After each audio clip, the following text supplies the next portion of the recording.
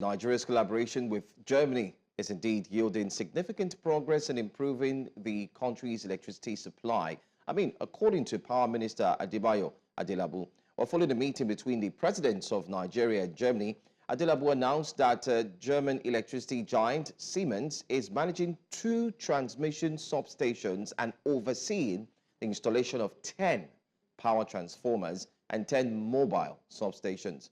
This initiative is said to have added 750 megawatts to Nigeria's transmission grid capacity. The partnership is part of the Presidential Power Initiative signed at COP28 in December 2023.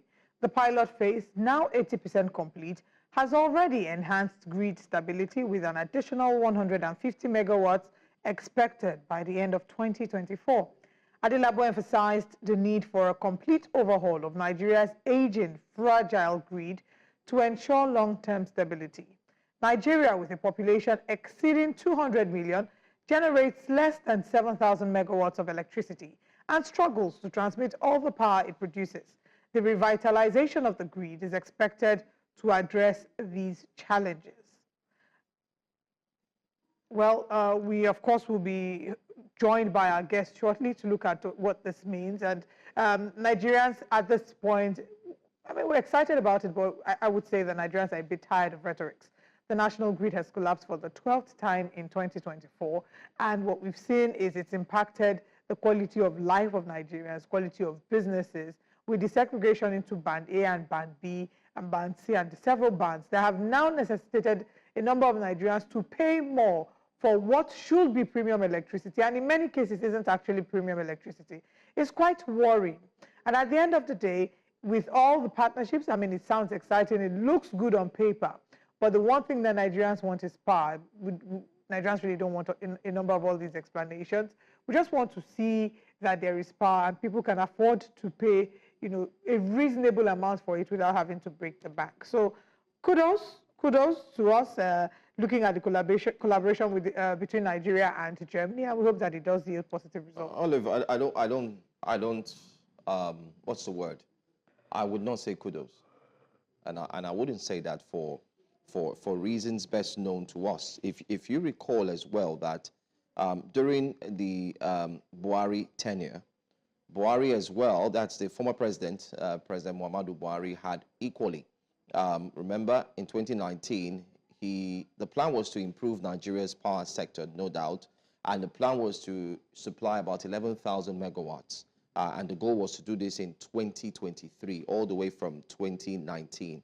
And I do recall that there was an agreement that was in process. You could take some time out, especially to our viewers. You would see it. It's online.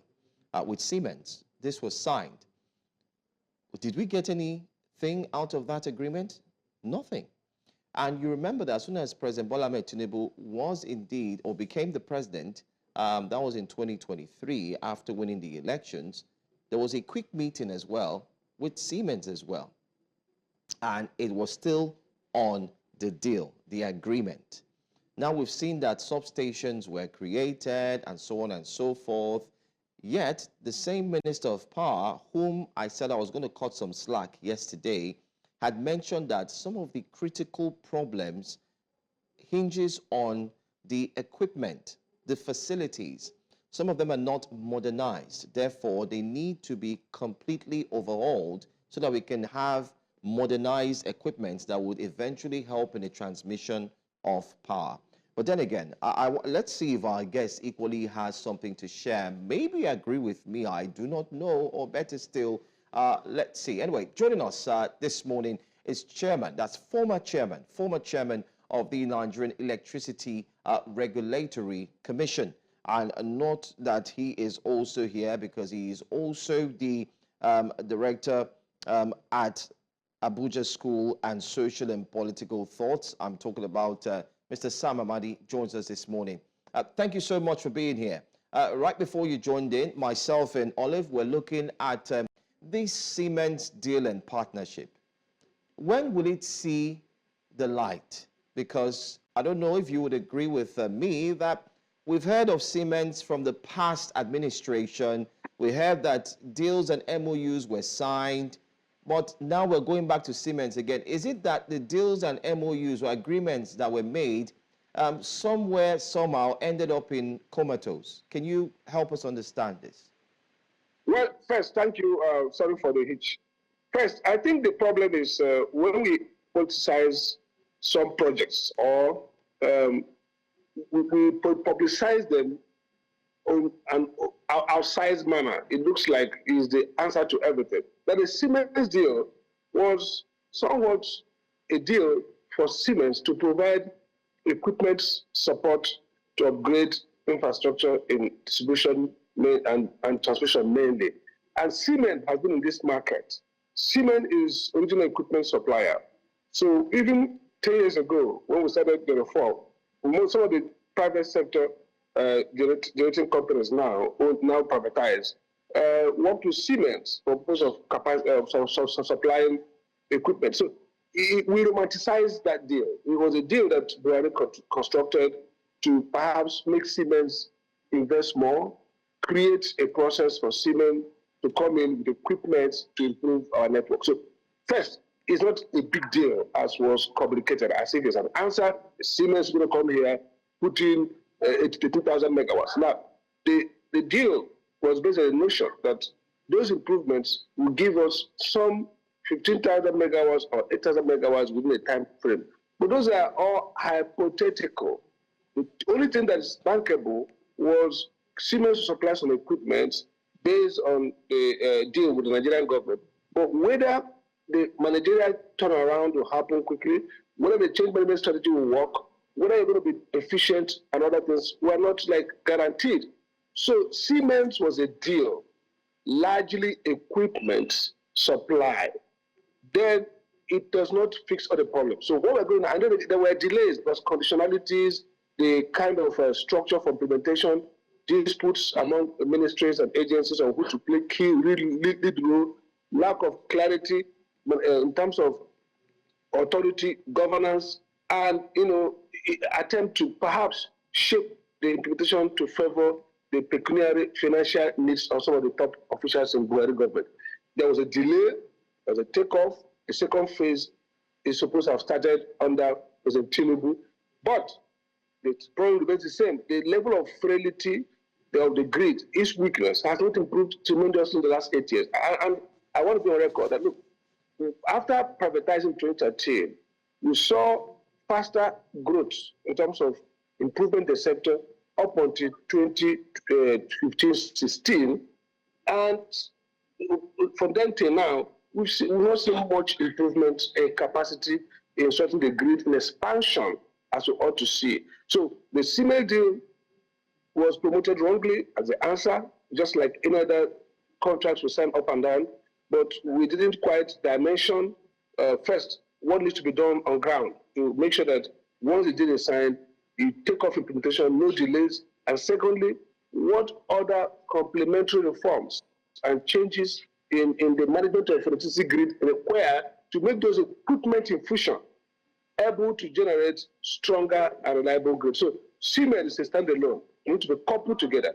And by the way, the deal is not that robust. It's not a big deal. It's not the change driver. It's just maybe an important, necessary component of a bigger strategy that was missing. If I hear you correctly, I think at some point in your response, you made reference to our aging electricity grid. And we've seen the fact that as a result of the age, it's collapsed 12 times this year. The Minister of Power has also blamed part of the grid collapse as he's blamed it on the frequent collapse of the aging of the grid. Now, the argument some would have is that that's not excuse enough because he was aware of all of this information as it's not new before he came into power. So talk to us about your thoughts on his excuse of the grid being old and if that's excuse enough. Well, the grid is old. He didn't cause the old method. But the question is, in the last 8 years, we know what we inherited. This is a grid, a reconstruction. But the question is, have they done enough to increase the revamping of the grid? So it's an old excuse. The grid is old. It's old. I mean, all the grids in the world ought to be old. But what is the problem is that maybe the required volume of investment in revamping changing, maintenance and expansion is not happening. Yes, but that's what government exists to do. And so the answer is not a good excuse. It's a fact. That's what you ought to change. The question then is, what have they done since they came into power to improve the grid? What have we done in terms of reliability? Now we've had 12. This is historic. We never had it any time in our history, even pre-privatization. We never had where we had 12 grid collapses in a year. That's history. So the question is, why are you having too many grid collapses? First, in my view, is that there's a weaker leadership of the sector. And I've called for introducing a task force, the type that Jonathan had when he was in power. Now, what a task force will do is, it looks like that there are very many slippages, points of weakness. Let's forget about investment for expansion. Let's forget about the investment to re-articulate and redo the grid for now. That may be a medium to long-term project, and the financial profile of the country may not support, and our investment potentials are not strong enough to attract long-term, and huge investment to do the long-term change. But again, in the short term, you can actually reduce these collapses by being more efficient in managing the TCN and the DISCO. So this is a problem that we can locate almost 50% to 70% at the doorstep of those who are currently managing the network, in terms of the ministerial oversight, in terms of regulatory efficiency of the regulator where I came from. I mean, they have done their best, but probably they should do more. In terms of how the operators, the DISCOs and the TCN, efficiently make investments and provide routine oversight of network. Again, task force means some of these changes, for example, fire outbreak, is preventable. For example, grid collapse arising from frequency, lack of frequency harmonization or imbalance is preventable. Grid collapse because TCN and distribution company don't have a good handshake in terms of picking their load, preventable. So there are many of these collapses that are preventable with existing resources available to us, but with a much more improved leadership and oversight. So my first problem is that I think there's a problem of leadership and management in the sector. If you have the right kind of leadership and management, optimum leadership, you would maintain this grid with a small capacity financial support in a much more efficient way, and the difference will be huge in terms of hours of availability. So yes, our grid is historically weak. We need more investment. We need a restructuring. In fact, maybe a regional grid, but in the short to medium term, we could improve power supply by showing more leadership and being less inefficient. All right, Mr. Amadi, I mean, we're out of time, but I just want to re-echo what so many Nigerians have said while flipping through the social media spaces, having conversations with a few Nigerians. They've continued to ask one question. The United States, that's the USAID, United States Agency for International Development, had said that they're going to give 115 billion naira to Nigeria's power sector. We also had the AFDB, African Development Bank. They were going to also support Nigeria with, I think, about $1 billion as well. That's about a trillion, 1.something trillion naira. You also had Germany as well, who have come in. All these monies, where are they going to? I mean, you've been the chairman of NEC. And do you think that these funds are being utilized to benefit the power sector and in turn also benefit and profit Nigerians? Well, I think I would advise that we overlook Yes, go ahead. To keep ourselves away from these numbers, $1 billion. The question is to ask ourselves is, each billion, target and tell us what it aims to improve in terms of either reliability, availability, affordability. So I would like to say, okay, yes, these billions have a way of disappearing into the network, because if you put billions where it has no domino effect on real problems, it might not be, I don't want to use the word corrupt or stolen, but those billions can miss, even if they are spent honestly. So there are two problems here. honest spend. Second, wise and strategic spend. So sometimes these foreign countries misconsider the problem. For example, they give you to go and do renewable energy, and you share the money to private sector IPP developers whose project failure rate is about 80%. So they just share the money. They say we have a 5 megawatts in Jurumi, 10 megawatts solar in somewhere in Lagos, in Benin, where. Now these are private sector projects, uncoordinated. Their cumulative impact on changing the problem is not effective. So I think that a country that's going to rely on all this 1 billion from different countries is a country that has chosen failure. What will drive the change is that Nigeria takes responsibility and then develop a roadmap that is solid, whose diagnostic of the problem is accurate, and the set of actions are coherent and reinforcing.